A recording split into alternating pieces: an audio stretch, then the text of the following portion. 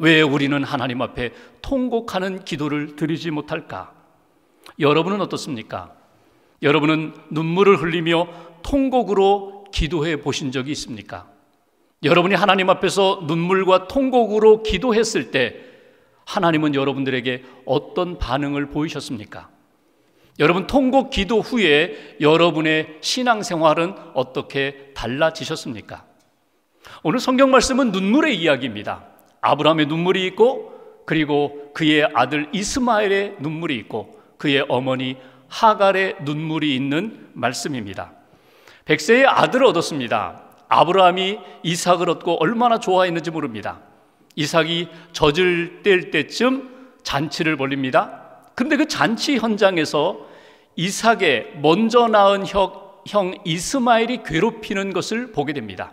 그리고 사라가 이야기합니다. 아브라함에게 그 하갈과 이스마엘을 내쫓으라는 것입니다. 아브라함이 갈등을 하죠. 하나님이 다시금 말씀하십니다. 내보내라. 걱정하지 말고 내보내라. 인간의 정에 매이지 말고 내보내는 것이 나의 뜻이라고. 그래서 아브라함이 어떻게 합니까?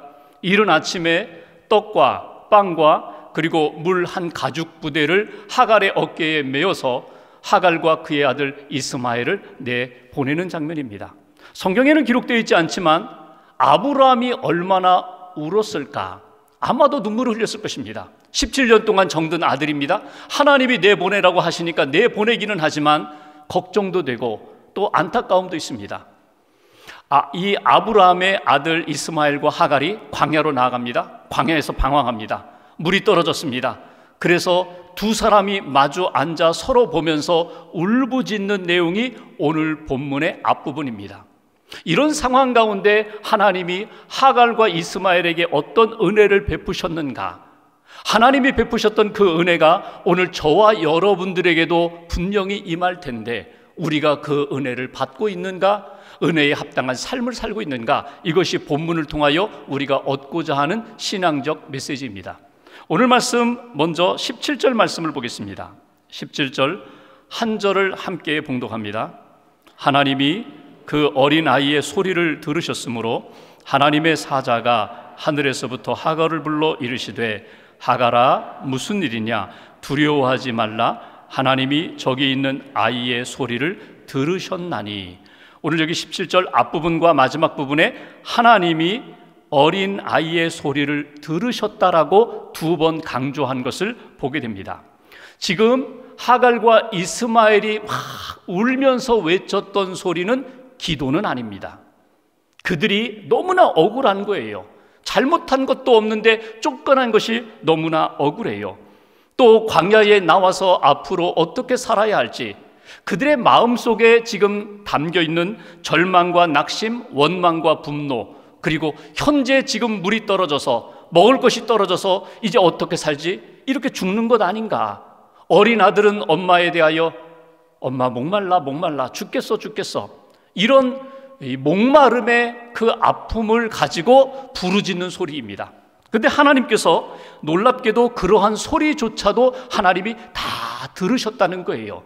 그리고 하나님이 그 울음소리, 부르짖음을 들으시고 하나님이 말씀을 주십니다. 하갈아 무슨 일이냐? 두려워하지 말라.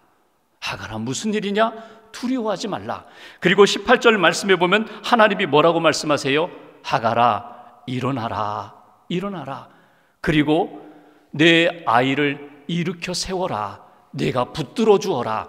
하나님이 이렇게 말씀하시는 내용을 우리가 본문에서 읽게 됩니다.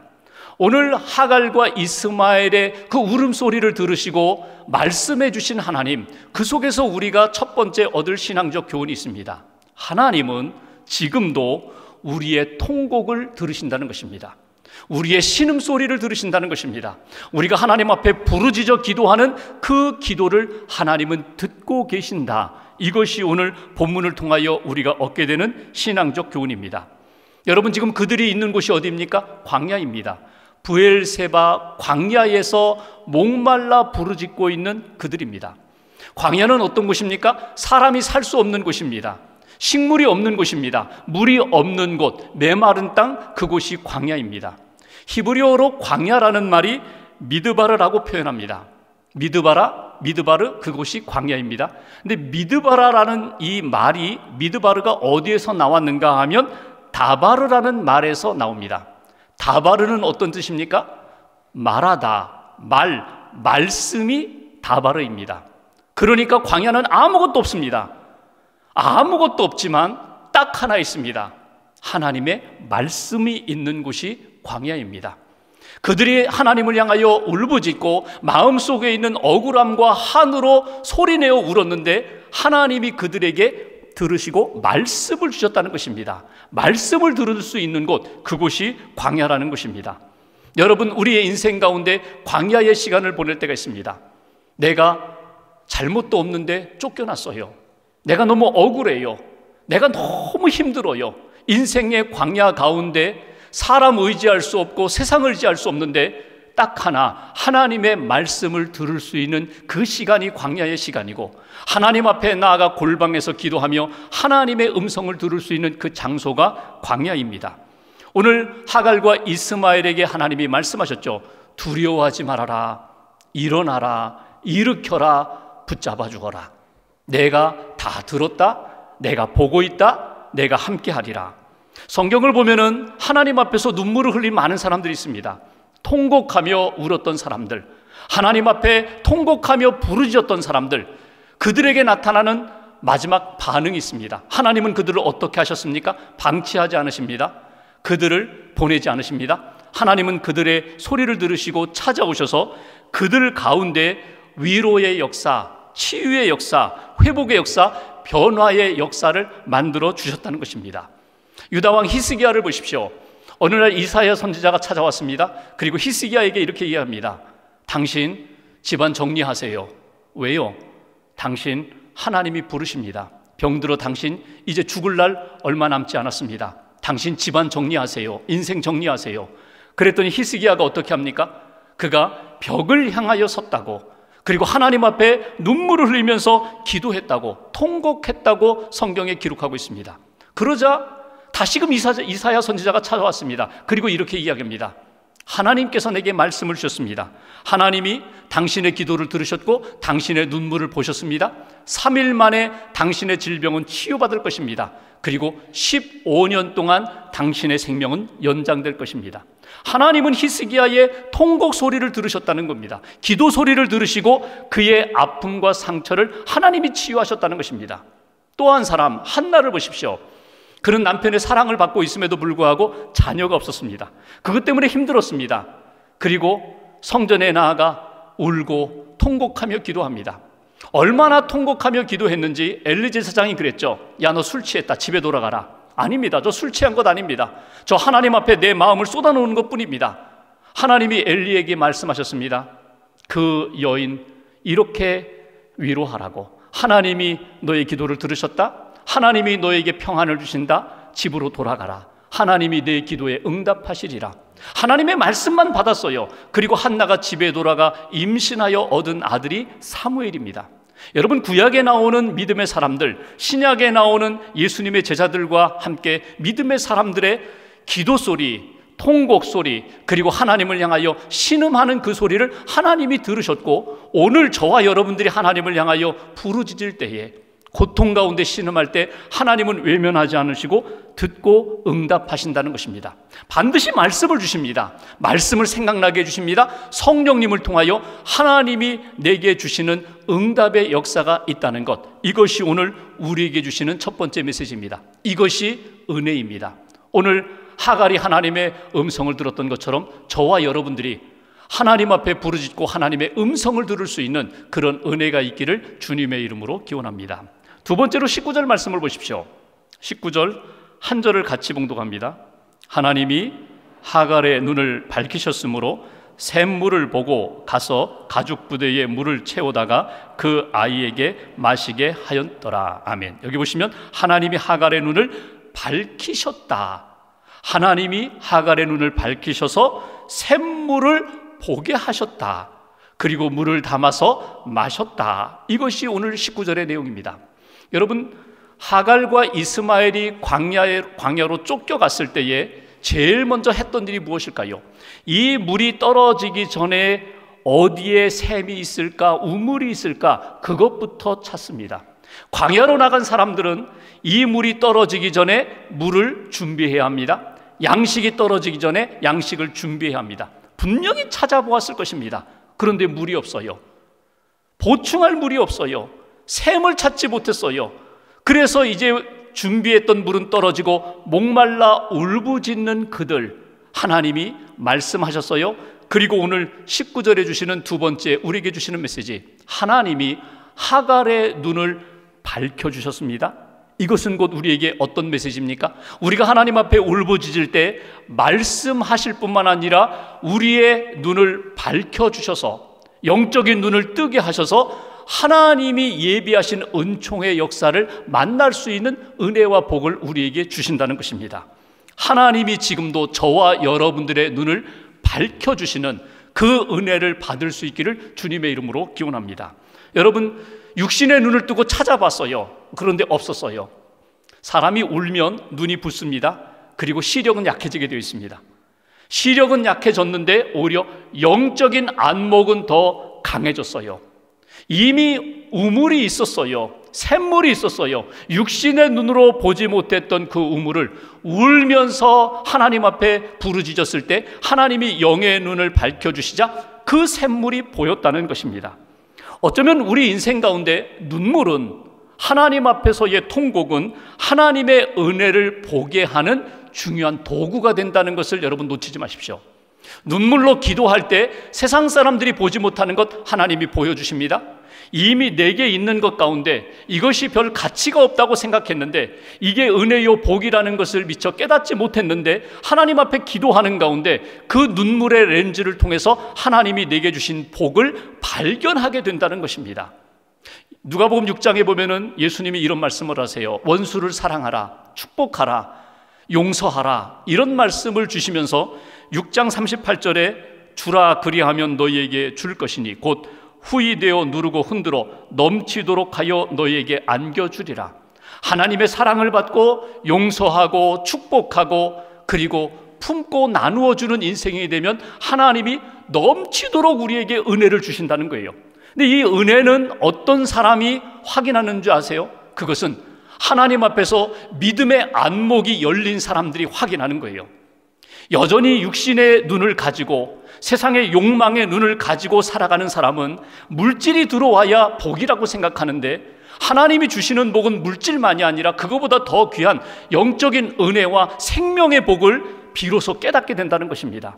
그러니 영적인 안목이 열리는 순간, 아, 하나님의 은혜가 내게 이미 임했고 지금 내 곁에 있는 이 모든 일들도 하나님의 복이라는 것을 뒤늦게 깨닫게 된다. 이것이 오늘 하나님이 하갈의 눈을 밝혀주시면서 비로소 샘물을 발견하고 샘물을 마시는 그런 은총의 역사로 나타나는 것을 우리는 보게 됩니다. 여러분, 문제의 해답이 멀리 있지 않아요. 내일 모레 미래에 있지 않아요. 이미 하나님이 이 시간 여러분 안에, 여러분 곁에 이미 두셨어요. 문제는 내가 아직 육신의 눈으로만 바라보기 때문에, 아직도 욕망의 눈으로만 바라보기 때문에 그 하나님의 은혜와 복을 미처 깨닫지 못하는 그 이유입니다. 오늘 하갈이 영의 눈이 뜨이자 하나님이 예비하신 그 샘물을 만난 것처럼 이미 내 안에, 우리 곁에 가까이 있는 하나님의 은혜와 복을 믿음의 눈으로 발견할 수 있는 하나님의 사람 되시기를 주님의 이름으로 기원합니다. 엘리사 시대에 아람 군대가 엘리사를 붙잡으려고 포위를 했어요. 도단 성을 아예 에워쌌어요. 사환이 두려웠습니다. 선생님, 우리가 포위당했습니다. 어떻게 하면 좋겠습니까? 두렵습니다. 그때 엘리사가 사환을 위하여 하나님 앞에 이렇게 기도합니다. 하나님, 저의 눈을 밝혀 주옵소서. 하나님, 저의 눈을 밝혀 주셔서 그 인간적인 군대만 보지 않고 하나님의 군대를 볼 수 있게 해주옵소서. 하나님이 그의 사환의 눈을 밝혀주셨습니다. 그러자 불말불병거가 하나님의 사람들을 보호하고 있음을 보게 되자 두려움이 떠나고 평안해진 것을 보게 됩니다. 우리도 마찬가지입니다. 세상적인 것만 바라보고 육신의 눈으로만 바라볼 때에는 여전히 불안과 두려움이 있지만 영의 눈을 떠서 하나님의 역사를 바라보게 되고 하나님의 능력을 바라보게 될 때 이것처럼 힘을 얻는 경우, 담대한 경우, 평안한 경우가 없다는 것입니다. 그런 은혜가 저와 여러분들의 신앙의 여정 가운데 날마다 체험되기를 주님의 이름으로 기원합니다. 일본의 사회운동가이면서 목사님 또 성자라고 불리는 한 분이 있습니다. 1900년 초반기에 활동했던 가가와 도요이코라는 분입니다. 이분은 일본이 우리나라를 침략한 것에 대하여 공식적으로 사과한 많은 사람들이 있는데 최초로 일본인이 우리나라에 대해서 사과한 분입니다. 그러니 일본 내에서는 얼마나 핍박이 많았겠어요. 그분은 가난한 자들을 찾아가셨고 병든 자를 찾아가셔서 사회운동을 하시면서 복음으로 사랑으로 품으면서 사역하셨던 분입니다. 많은 고난을 겪으셨는데 그분이 지은 사선을 넘어서라는 책에 보면은 본인이 고난을 겪으면서 눈물을 흘리면서 하나님이 자기에게 주신 은혜에 대하여 이런 글을 기록해 놓았습니다. 한번 들어보십시오. 낮에는 밝아서 모든 것을 밝히 볼 수 있는 것 같지만 사실 멀리는 보지 못합니다. 오히려 해가 지고 캄캄한 밤이 될 때에 하늘 멀리 은하계 끝에 있는 별을 바라볼 수 있는 것입니다. 여러분, 가장 신비한 나라인 하늘나라는 망원경이나 세상의 어떤 특수한 렌즈를 통해서 볼 수 없습니다. 그런데 이상하게도 눈물의 렌즈를 통하여야만 이 하늘나라의 신비를 깨닫게 되는 것입니다. 애통과 슬픔을 통해서 인생과 우주의 깊은 진리를 찾아볼 수 있는 것입니다. 본인은 체험했다는 거예요. 눈물의 렌즈를 통해서만 볼 수 있는 하나님의 나라가 있습니다. 눈물의 렌즈를 통해서만 볼 수 있는 하나님의 은혜와 능력과 신비가 있다는 것입니다. 애통하는 자에게 주시는 하나님의 은혜와 복이 있다는 것, 이것을 오늘 우리에게 강조하고 있는 것입니다.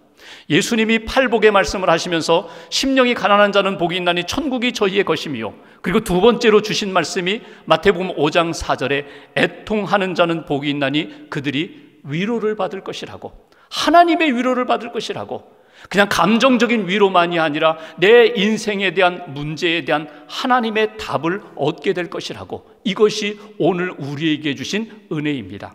여러분, 눈물의 렌즈를 가지고 하나님을 바라보고 하나님의 나라를 바라보고 하나님의 은혜를 바라보고 내게 주신 복을 바라볼 수 있는 하나님의 사람들 되시기를 주님의 이름으로 기원합니다. 마지막 20절 말씀 보십시오. 20절 한 절을 같이 봉독합니다. 하나님이 그 아이와 함께 계심에 그가 장성하여 광야에서 거주하며 활 쏘는 자가 되었더니, 여기 앞부분에 하나님이 그 아이 이스마엘과 함께 하셨다. 하나님이 함께 하시는 것, 이것처럼 큰 복이 없습니다. 이것처럼 큰 힘이 없습니다. 능력이요 평안입니다. 하나님이 지금 누구와 함께 하셨다고요? 이스마엘과 함께 하셨습니다. 약속의 아들은 아닙니다. 영의 아들은 아닙니다. 자기가 편법으로 아브라함이 낳은 그 아들을 하나님이 외면하지 않으시고 함께 해주셨다는 것입니다. 이미 약속하신 대로 그 아들로 하여금 큰 민족을 이루게 하리라. 아브라함아, 걱정하지 말아라. 내 몸에서 난 아들이기에 육신의 아들이지만 내가 지켜줄게, 내가 함께 할게. 약속하신 대로 하나님이 광야에 있는 그 아들과 함께 하셨다는 것입니다. 여러분, 우리에게 주신 은혜와 복이 있습니다. 오늘 세 번째 메시지, 하나님이 오늘도 우리와 함께 하십니다. 임마누엘, 하나님이 우리를 떠나지 않으시고 우리와 함께 하십니다. 하나님이 나와 함께 하십니다. 내가 어떤 상황에 처하더라도 하나님은 나를 떠나지 아니하시고 함께 하신다. 오늘 이스마엘의 모습을 보실까요? 하나님이 함께 하셔서 그가 장성하며 활 쏘는 자가 되었다는 거예요. 용사가 되었다는 거예요. 힘 있는 자가 되었다는 거예요. 하나님이 함께 하심으로 잘 자라고 힘 있는 자가 되었는데, 하나님은 이스마엘과 함께 하는데 이스마엘은 하나님을 향한 삶을 살질 않아요. 하나님이 우리와 함께 하실 때 하나님의 소원은 뭔지 아세요? 너는 내가 함께하니 나에 속한 사람이 되어라. 세상에 속한 사람이 아니라 하나님께 속한 사람이 되어라. 육에 속한 사람이 되지 말고 영에 속한 사람이 되어라. 성령의 사람이 되어라. 믿음의 사람이 되어라. 이것이 하나님의 소원인데, 오늘 이스마엘은 하나님께 속한 사람이 아니라 세상에 속한 사람으로 기울어집니다. 육에 속한 사람으로, 자기의 힘을 의지하는 사람으로 나아갑니다. 그리고 오늘 본문 마지막 21절 말씀 보시면 그 이스마엘의 어머니 하갈이 자기 아들 짝을 지어줘요. 그 며느리감을 어디에서 얻어요? 애굽에서 찾아서 짝을 지어줘요. 하갈 본인도 애굽 사람이었죠. 지금까지 아브라함 집에 있으면서 많은 하나님의 은혜를 경험했는데 하나님의 은혜대로 결정하지 못하고 자기가 옛날 속했던 애굽의 문화와 생각대로 자기 아들에게 짝을 지어주는 것을 보게 됩니다. 여러분, 애굽과 가나안의 차이가 무엇입니까? 애굽은 가나안에 비하면 어둠입니다. 죄입니다. 갈등입니다. 하나님이 우리에게 원하시는 것은 무엇입니까? 하나님이 함께 하시면 하나님이 원하시는 방향으로 움직이는 거예요. 하나님의 꿈대로 움직이는 거예요. 하나님이 주시는 마음과 생각으로 움직이기를 원하시는 영에 속한 사람이 되기를 원하셨는데 오늘 이스마엘이 하갈이 세상으로 기울어지는 모습을 보게 됩니다. 창세기부터 요한계시록까지 끊임없이 하나님이 주시는 말씀이 있어요. 오늘도 지금도 주시는 말씀, 내가 너와 함께한다. 내가 너와 함께한다. 그러므로 두려워하지 말아라. 내가 너와 함께한다. 나를 떠나지 말아라. 내가 너와 함께한다. 그러므로 내가 맡긴 사명을 감당하라. 이것이 계속해서 주시는 말씀이에요. 마태복음 28장 20절 예수님이 부활 승천하시면서 제자들에게 오늘 우리들에게 주신 약속의 말씀도 다르지 않습니다. 내가 세상 끝날까지 너희와 항상 함께 있으리라. 내 인생이 마치는 날까지, 내 인생의 여정 가운데 여기가 끝날이라라고 생각하는 위기의 상황 가운데서도 내가 너를 떠나지 아니하리라, 내가 너와 함께하리라, 주님이 약속해 주신 말씀입니다. 이 임마누엘의 은혜, 하나님이 나와 함께 하신다는 믿음을 가지고 살아가는 것, 이것이 복이고 이것이 하나님이 우리에게 원하시는 뜻이라는 것입니다. 여러분 잘 아시는 빌리그레함 목사님, 복음 전도자죠. 그분과 함께 단짝 친구가 되어서 함께 전도 사역을 감당했던 찰스 템플턴이라는 분이 있습니다. 이분도 사역했습니다. 복음 전도자예요. 복음을 전하고 어느 지역에서는 교회를 세우고 단시간 내에 1000명이 넘는 교회로 성장시킨 사람입니다. 둘이 함께 복음을 전하면서 열심히 주의 사역을 감당했는데 어느 날 찰스 템플턴이 시험에 들었어요. 그 시험에 빠진 이유는 여러분 라이프 잡지에 실려있는 사진 한 장 때문이었습니다. 북아프리카에 기근이 들어서 굶어 죽어가는 어린 아이를 품에 안은 어머니, 하늘을 향하여 눈물을 흘리고 있는 그 장면을 찍은 사진입니다. 템플턴이 그 사진을 보면서 믿음의 회의에 빠지게 됩니다.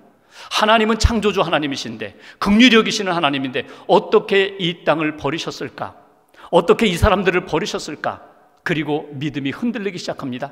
내가 아는 하나님은 자비의 하나님이신데 정말 하나님이 살아계신 것 맞나? 하나님이 그들과 함께 하시는 것 맞나? 믿음이 흔들리고 회의에 빠지면서 결국은 전도자의 삶을 포기하게 되고 하나님을 믿고 헌신했던 삶을 접게 됩니다.